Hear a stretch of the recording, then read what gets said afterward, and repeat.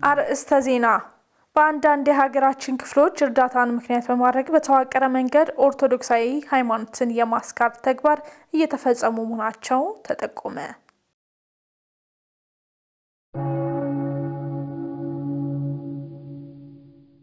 ጉባኤ ቤቶችን ማጠናከር ቤተክርስቲያንን ከሚገጥሟት ፈተናዎች ማትረፍ ነው ሲሉ የጉባኤ ቤት መምህራን ተናገሩ።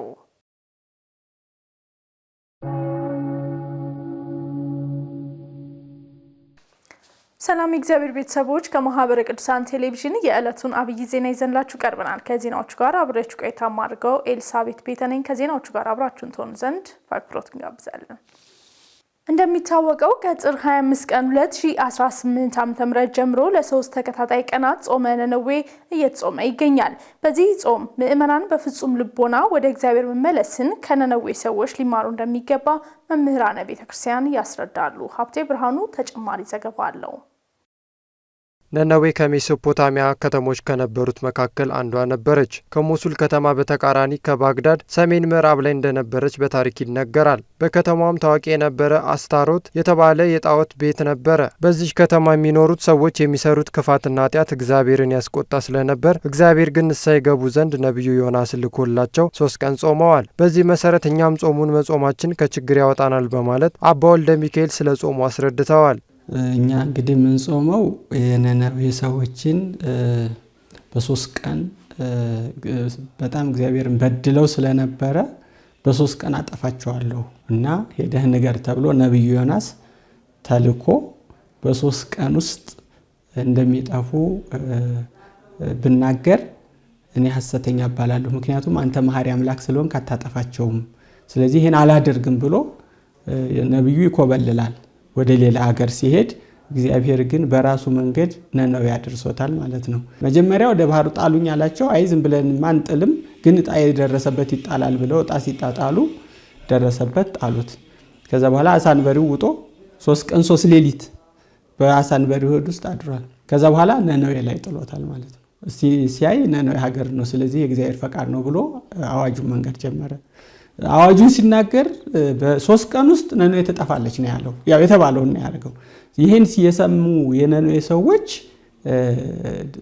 ይሄ ምን አይነት ነብይ ነው ብሎ ሌላው ቢሆን ነብዩን ነበር የሚገለው። አባ ወልደ ሚካኤል አክለው ምዕመናን በፍጹም ልቡና ወደ እግዚአብሔር መመለስን ከነነዌ ሰዎች ሊማሩ እንደሚገባ ተናግረዋል። አንድ ሰው የሆነ ነገር ይመጣብሃል ሲባል ሟርት ነው ብሎ ያን ሰው ነው የሚቃወመው ሌላው። እነሱ ግን ልቦናቸውን ወደ እግዚአብሔር የመለሱት፣ ኃጢአታቸውን አሰቡ። በድለነዋል፣ ነፃ ፈቃድ ለሰው ነፃ ፈቃድ ስለሰጠ ነው እንጂ ገና እየበደልን ነበር ሊያጠፋን የሚችለው። ስለዚህ አሁን አዋጅ ነግሮ ሊያጠፋን አዋጅ የሚያስነግረው እኮ ቢወደን ነው ብለው ልቦናቸውን ቀጥታ ወደ እግዚአብሔር ነው የመለሱት። እግዚአብሔር ስለሚወድን ነው አዋጅ የሚነግረን። አዋጅ የሚነግረን እኮ እንድንመለስ ነው። ይሄን ያሰቡት። በመጨረሻ የነነዌ ሰዎች ከልቡናቸው መመለሳቸው የንስሐ መንገድ ሆኖላቸዋል በማለት ተከታዩን መልእክት አስተላልፈዋል። እነዚህ ሰዎች የጾሙት በፍቅር ነው። አንድ ነው የሆኑት። በቃ የነነዌ ሰው በምንም ሳይከፋፈል አንድ ሆኖ ነው የጾመው። ይሄ አንድነት ያስፈልጋል ማለት ነው። እኛ ከዚህ አሁን ኢትዮጵያውያን ከዚህ ችግር ኢትዮጵያውያን ብቻ በዓለም ላይ ያለን ኦርቶዶክስ ተዋህዶ ቤተክርስቲያን አማኞች አንድ አይነት ሐሳብ መኖር አለብን። አሁን በዘር በጎጥ በቋንቋ የሚለው ነገር እኮ ሰውን አይመጥንም። ስለዚህ ይሄን ማስወገድ አሁን እኛ እኮ ከብዶብናል አይደል? ችግር ምናምን እያወራን ለእግዚአብሔር ምንድነው ልቦናችን መመለስ ስላልቻለን የከበደብን ቂም አዝሏል። ስለዚህ ከሱ መውጣት አለብን እና አገራችንም ቤተክርስቲያናችንም እኛም ራሳችን ሰላም ነው የምንሆነው ይሄ ሲሆን ማለት ነው። ጉባኤ ቤቶችን ማጠናከር ቤተክርስቲያንን ከሚገጥሟት ፈተናዎች ማትረፍ ነው ሲሉ የጉባኤ ቤት መምህራን ተናገሩ። መምህራኑ ይህንን ያሉት በሰሜን አሜሪካ የምትገኘው የአትላንታ መካነ ሕይወት አቡነ ገብረ መንፈስ ቅዱስ ቤተክርስቲያን ከ1 ሚሊዮን ብር በላይ ወጪ በማድረግ ለጉባኤ ቤቶች አስቸኳይ ድጋፍ ማድረጓን ተከትሎ ነው። ተመስገን ፈቃዱ የአትላንታ መካነ ሕይወት አቡነ ገብረ መንፈስ ቅዱስ ቤተክርስቲያን ድጋፍ ካደረገላቸው ጉባኤ ቤቶች መካከል የባህር ዳር ፈለገ አእምሮ ቅድስት ሥላሴ ወአርሴማ ጉባኤ ቤትና የፍኖተ ሰላም የብፁዕ አቡነ ቶማስ መታሰቢያ ጉባኤ ቤት ይገኙበታል። ድጋፉም አስፈላጊ ጊዜ ላይ በመድረሱ መደሰታቸውን ተናግረዋል። አሁን ማህበረ ቅዱሳን ያው ለጉባኤ ቤትና ለገዳማት ያለው አገልግሎት በጣም ሰፊ ነው። ዛሬም በጭቃችን ላይ ነው የተገኘውና 18 ኩንታል ጤፍ ተገዝቶ ወደ ጉባኤ ቤታችን ንብረት ክፍል ገቢ ተደርጓል። እና ደስታችን ወሰን የለውም። ማህበረ ቅዱሳን ዋናው ማዕከል ከቋሚ በጀት ባሻገር የወቅቱን ችግር በመመልከት ለጉባኤ ቤቱ የምግብ ፍጆታ የሚውል ይሄው ጤፍ ገዝተን እየተጠቀምን ለመጠቀም ተገዝተን አዘጋጅተናል ማለት ነው። የባህር ዳር ፈለገ አእምሮ ቅድስት ሥላሴ ወአርሴማ ጉባኤ ቤት የሥራ አስፈጻሚ ኮሚቴ ጸሐፊ የሆኑት አቶ ገብረ መስቀል በበኩላቸው የችግር ቀን ደራሽ በመሆን እየተራቡ ለሚማሩ ደርሳችኋል ያሉ ሲሆን ድጋፉ ተጠናክሮ እንዲቀጥልም ጠይቀዋል። ሁለት ነገር እያደረጋችሁ ነው ማለት ፈልጋለሁ። አንደኛው በወንጌል የተገለጸውን ብራብ አላለላኸኝም የሚለውን አንዱን ሕግ መልሳችኋል።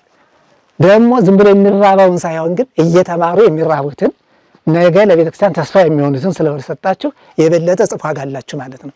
ሁለተኛው ደግሞ እነዚህን በመርዳትና በዚህ እነዚህን ፍሬ በማምጣት አሁን ካለንበትና ከተቸገርንበት ነገር የሚደረገውን የመውጫ መንገድ ስልት እያገዛችሁ እየደገፋችሁ ስለሆነ ትልቅ ኩራት ይገባችኋል። በዚሁ ልትቀጥሉ ይገባል የሚል ሐሳብ አለኝ። ጉባኤ ቤቶችን ማጠናከር ቤተ ክርስቲያንን ማትረፍ ነው ያሉት የወለነቃ ሕይወት ቅድስት ማርያም ጉባኤ ቤት የመጽሐፍ ትርጓሜ መምህር መዝገበ ቃል ገብረ ሕይወት በበኩላቸው ስለተደረገላቸው ድጋፍ አመስግነዋል። ጉባኤ ቤትን መደገፍ ቤተ ክርስቲያንን ማትረፍ ነው። ጉባኤ ቤት የቤተ ክርስቲያን ማህፀን ነው። ጉባኤ ቤት እስካለ ድረስ ሊቃውንት ይፈጠራሉ። ጉባኤ ቤት እስከተዘጋ ድረስ ሊቃውንት ይጠፋሉ ማለት ነውና ሊቃውንት በጉባኤትን የሚደግፉ ሰዎች በሊቃውንት ተፈጥሮ ላይ ተሳትፎ እያደረጉ ነውና ይህን በማድረጋቸው የበለጠ ማህበረ ቅዱሳንንም እንዲሁም ደግሞ እርሳን ጠያቂነት ይህን ድጋፍ ላደረጉ በአትላንታ መካነ ሕይወት አቡነ ገብረ ቅዱስ ቤተክርስቲያን ካቴድራል የሚገኙትን ምዕመናን እናመሰግናለን፣ እናደንቃለን። እግዚአብሔር ይስጥልን። በሰሜን አሜሪካ አትላንታ መካነ ሕይወት አቡነ ገብረ ቅዱስ ቤተክርስቲያን በዚሁ አጋጣሚ በእውነት ማህበሩን የሚያሳሰበልንም ከልብ ቤተክርስቲያን ስም በጣም አመሰግናለሁ። ጉባኤ ቤቱ ጠዋትም ማታም ከትምህርት ባሻገር መደበኛ አገልግሎቱን ባሻገር ዋናው መሰረቱ ጸሎት ነውና ለሀገር፣ ለወገን፣ ለተራቡ፣ ለተሰደዱ፣ ለተጎዱ ጸሎት ያደርጋል። እንግዲህ እግዚአብሔር አምላክ ባላችሁበት ሁሉ ይህንን ያደረጋችሁ ያገዛችሁ እግዚአብሔር አምላክ ያስብልን። በአንዳንድ የሀገራችን ክፍሎች እርዳታን ምክንያት በማድረግ በተዋቀረ መንገድ ኦርቶዶክሳዊ ሃይማኖትን የማስካር ተግባር እየተፈጸሙ መሆናቸው ተጠቆመ።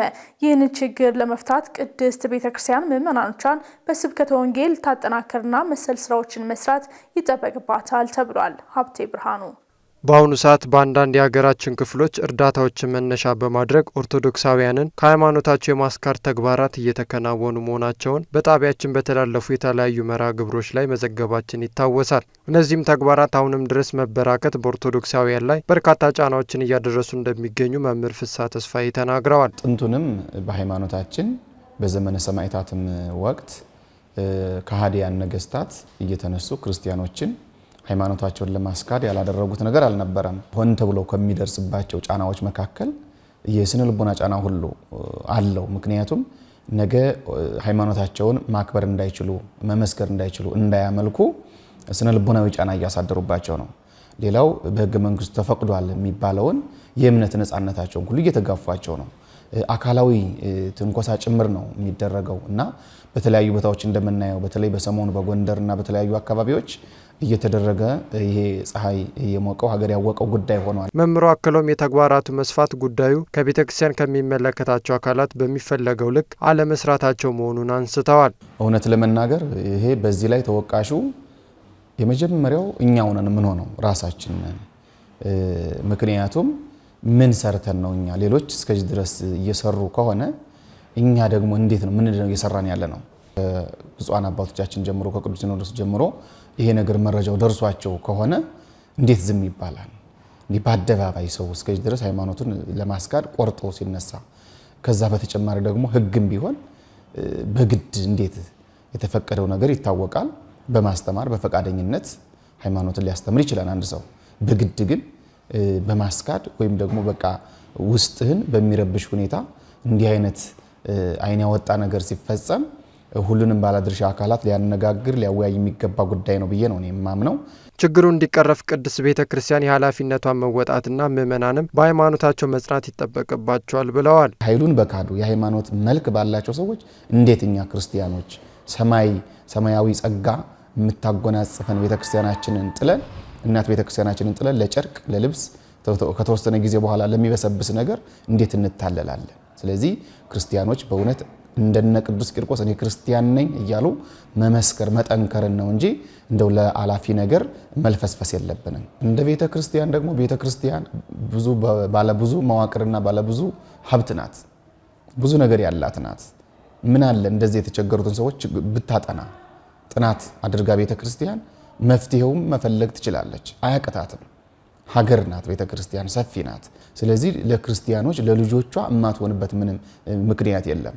ገዳማውያን ከመንፈሳዊ ሕይወት ባሻገር ቤተክርስቲያን በልማት ፈርቀዳጅ የማድረግ ኃላፊነታቸውን መወጣት ይገባቸዋል። ለዚህም ዘመኑ ባመጣቸው መንገዶች በመጠቀም በልዩ ልዩ የሙያ ዘርፎች ላይ ራሳቸውን ማሰማራት እንዳለባቸው ተመላክቷል። ናሁም ገብረ ኪዳን ተጨማሪ አለው። ምንኩስና ቆም መድፋት ከዚህ ዓለም መለየት ስጋዊ ስሜትን መግደል ማለት ነው ሲሉ የተመለከትናቸው መረጃዎች ይጠቁማሉ። ምንም እንኳን የምንኩስና ሕይወቱ ፈተና የበዛበት ቢሆንም የገዳማት ሥርዓትን በመጠበቅ የተለያዩ የልማት ሥራዎች ላይ መሳተፍ እንዲችሉ ቅድስት ቤተክርስቲያን ከጥንት ጀምሮ የምትከተላቸው አሰራሮች አሏት። ገዳማውያን ዘመኑ በሚሿቸው በልዩ ልዩ የሙያ ዘርፍ ሰልጥነው መሰማራታቸውም ቤተክርስቲያንን በኢኮኖሚ ልማት ፈርቀዳጅ እንድትሆን ያደርጋታል ሲሉ እንግዳችን ያብራራል። እንግዲህ አሁን ያሉበት ጊዜ ራሳቸውን የሚችሉበት ነው፣ ግዴታ ነው። ይሄ ራሳቸውን ለመቻል ገዳማት በኢኮኖሚ ራሳቸውን ለመቻል ግድ ነው የሚለውና አንደኛ ዘመኑ ራሱ እየተቀያየረ ነው እየመጣ ያለው። በፊት ሰው ነበረ የሚረዳቸው የሚያግዛቸው የነበረ። አሁን ሰው በኢኮኖሚው ራሱን ማስተዳደር ያቃተበት ጊዜ ስለሆነ ገዳማውያን ግዴታ ገዳማዊ ስርዓታቸውን በማይጠርስ መልኩ ማለት ነው ስራ መስራት ይኖርባቸዋል። በሀገራችን በሚገኙ ገዳማት ቅድስት ቤተክርስቲያንን ተጠቃሚ ለማድረግ የሚሰሩ በርካታ ስራዎች ቢኖርም በቂ ያለመሆኑን ያክለዋል። በእውቀት ላይ የተመሰረተ ስራ እንዲሰሩ በያንስቼ ነበርና አሁን የሚገጥመን ነገር ብዙ ገዳማውያን ለምሳሌ የእደ ጥበብ ስራ ለመማር ይፈልጋሉ፣ ግን የምናስተምርበት ቦታ የለም። አሁን ብዙ ገዳማት ይጠይቃሉ የሽመና ስራ፣ ዘመናዊ ሽመና፣ የሹራብ ስራ፣ ስፌት፣ እነዚህ ለመሰልጠን ይፈልጋሉ። ነገር ግን አንድ ቦታ እንኳን እንደው ለነዚህ የተመቻቸ የለም። እንደ አሃት አብያተ ክርስቲያናት ሁሉ የኢትዮጵያ ኦርቶዶክስ ተዋሕዶ ቤተክርስቲያን ገዳማውያን ቤተክርስቲያንን ይበልጥ ተጠቃሚ በሚያደርጉ የልማት ስራዎች ላይ መሳተፍ እንዳለባቸው ዲያቆን ደረጃ አሳስበዋል። ማሰልጠኛ ያሏቸው ተቋማት ለገዳማውያን አባቶች ለገዳማውያን እናቶች እድል መስጠት ቢችሉ አንድ ነው። ሁለተኛ ባለሀብቶች የመንቀሳቀሻ ገንዘብ እንደው መርዳት ቢችሉ፣ ሶስተኛ ደግሞ የሚረከባቸው አካል ቢኖር። አሁን እኛ በተቻለ መጠን እንዲህ ማር የሚያመርቱ ገዳማውያን አንዳንዴ ተረክበን ለአባላት የምንሰጥበት ሁኔታ አለ። እንዲህ አይነት የሚያግዛቸው ስራ በተለይ የሽመና ስራዎችንም በአጠቃላይ የሚቀበላቸውና የሚያሰራጭላቸው ሰው ያስፈልጋል። በገንዘብ የሚረዳቸው አካል ያስፈልጋል። አብያተ ክርስቲያናት ለቅዱሳት ስዕላት የሚያወጡትን ወጪ ለመታደግ የአዲስ አበባ ማዕከል ስነ ስዕል ክፍል በአዲስ መልክ ስራ መጀመሩን አሳወቀ። ክፍሉ ይህንን አገልግሎት በልዩ ልዩ ምክንያቶች አቋርጦ መቆየቱ የሚታወስ ነው ሲል ባልደረባችን ተመስገን ፈቃዱ ተጨማሪ ዘገባ አሰናድቶልናል። በማህበረ ቅዱሳን የአዲስ አበባ ማዕከል የስነ ስዕል ክፍል የቅድስት ቤተክርስቲያንን ቀኖናና ትውፊት ጠብቆ ለማስጠበቅ የተለያዩ ስራዎችን እየሰራ ይገኛል። ክፍሉ ከሚሰራቸው ዘርፈ ብዙ ስራዎች ውስጥ አብያተ ክርስቲያናት ለቅዱሳት ስዕላት የሚያወጡትን ወጪ መታደግ አንደኛው ነው። ከዚህ ቀደም ክፍሉ የገንዘብ አቅም ለሌላቸው አብያተ ክርስቲያናት ከ600 ሺህ ብር በላይ የሚያወጡ ወጪዎችን መታደጉን የክፍሉ ጸሐፊዋ ገልጸውልናል።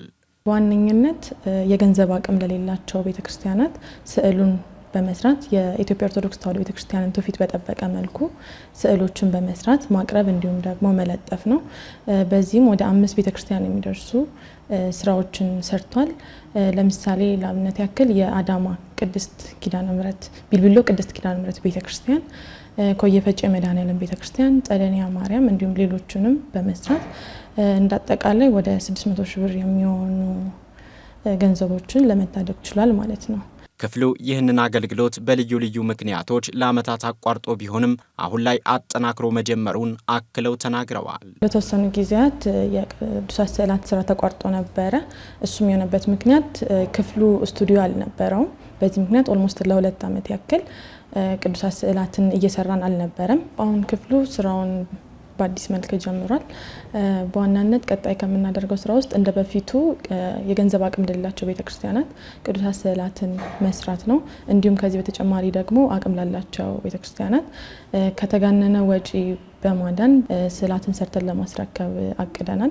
የቅድስት ቤተክርስቲያንን ቀኖናና ትውፊት በመጠበቅ ለአብያተ ክርስቲያናት ተደራሽ የሚሆኑ ስራዎችን እንሰራለን ሲሉ መልእክታቸውን አስተላልፈዋል። የኢትዮጵያ ኦርቶዶክስ ተዋሕዶ ቤተክርስቲያንን ትውፊትና ቀኖና በጠበቀ መልኩ ቅዱሳት ስዕላትን መስራት መቻሉ እንዲሁም ደግሞ ተተኪ ሰዓሊያን ማፍራት መቻሉ ነው። ሁለተኛው ደግሞ ቤተክርስቲያናችን ለቅዱሳት ስዕላት ማሰሪያ በምታወጣውን የተጋነነ ወጪ መቀነስ መቻሏ ነው። ክፍሉ የተለያዩ ስራዎችን አገልግሎቶችን ለማገልገል ዝግጅቱን ጀምሯል። ስለዚህ ቤተክርስቲያናት የገንዘብ አቅም የሌላቸው ቤተክርስቲያናት በልማት ክፍል በኩል በመምጣት ስራው እንዲሰራላቸው መጠየቅ ይችላሉ።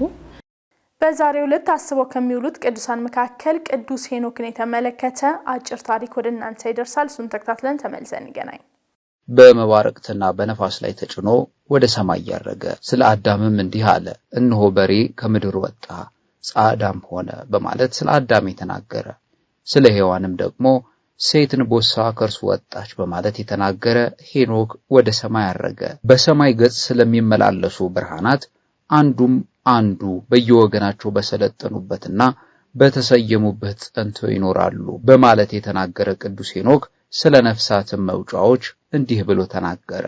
3ቱ በሰማይ ገጽ፣ 3ቱ በምድር ገጽ፣ 3ቱ በቀኝ፣ 3ቱ በግራ ናቸው። ስለ ምኩራብም ያንን አሮጌ ቤት እስከሚያነሳው ድረስ አየሁ አለ። ምሰሶዎቹንም ከውስጡ አወጣ። ስለ ቤተ ክርስቲያንም ጌታ አዲስ የበጎች ቤት አውጥቶ እስከሚሰራ ድረስ አየሁ። ከቀድሞውም ቤት የበለጠ ነው፣ በጎችም ሁሉ በእርሱ ውስጥ ይሰማራሉ አለ። ስለ ምእመናንም የእሊህም በጎች ጸጉራቸው ንጹሕ ነጭ ነው፣ የተበታተኑትም ከአራዊት ጋር ይሰማራሉ፣ ሁሉም በአንድነት ተሰባስበው ገሞራዎች ሆነዋልና። አምላክ ከቅዱሳን በረከት ያሳትፈን። ተመልካቾቻችን ለዕለቱ ያዝነው አብይ ዜና የተከታተላችሁትን ይመስል ነበር። ከዜናዎቹ ጋር አብሬያችሁ ቆይታ ያደረኩትኝ ኤልሳቤት ቤተ ነበርኩኝ። ለነበረን የአብሮነት ቆይታ ከልብ በማመስገን ቀሪ መርሃ ግብሮች ወደ እናንተ መድረሳቸውን ይቀጥላሉ። ይቆየን።